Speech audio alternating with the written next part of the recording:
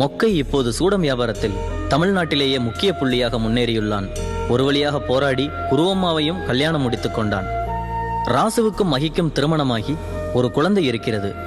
ராசு சொந்தமாக ஜெராக்ஸ் கடை வைத்துள்ளான். அளவான சம்பாத்தியம் என்றாலும் மிக சந்தோஷமான வாழ்க்கை. பன்ருட்டி மாநகராட்சியில் குப்பைகளை அகற்றும் பணியை லேசுக்கு எடுத்துள்ள வெல்லஸ்லி பிரபு நன்கு சம்பாதித்து சொந்தமாக ஒரு வீடு கட்டி கொண்டிருக்கிறார். ருத்ரன் தன் சொந்த ஊரில் மக்களுக்காக பணியாற்றுகிறார். மூடநம்பிக்கை பற்றிய விழிப்புணர்ச்சிகளை மக்களிடையே ஆழமாக பரப்பி வருகிறார். பெரிய அளவில் மாற்றமில்லை என்றாலும் நம்பிக்கையோடு உழைத்து வருகிறார். ராணா சிங் புவனாவிய திருமணம் செய்து கொண்டு நெய்வேலி சுரங்கத்தில் பணிபுரிகிறான். இப்போது அவன் வேறொரு ஆளாக வாழ்கிறான். அங்கும் புவனா தொடங்கிய ஒரு சமோசா கடை நன்கு பிக்கப் ஆகி வருகிறது. கிரி சேட்டன் புதிதாக இன்னொரு டீ கடையும் ஆரம்பித்துள்ளார். அவரது மகன் பள்ளியில் மாநில அளவில் முதலிடம் பெற்றுள்ளதால் கோழிக்கோடு ரீஜனல் இன்ஜினியரிங் காலேஜில் ஆர்கிடெக்சர் சீட் கிடைத்துள்ளது.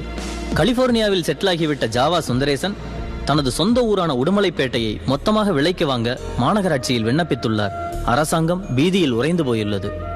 3 ஏக்கரில் நிலம் வாங்கி கிட்டத்தட்ட 200க்கும் மேற்பட்ட பறவைகளை விலங்குகளை பராமரித்து உற்சாகமாக வாழ்ந்து வருகிறார் ஓவியர் சொடலி.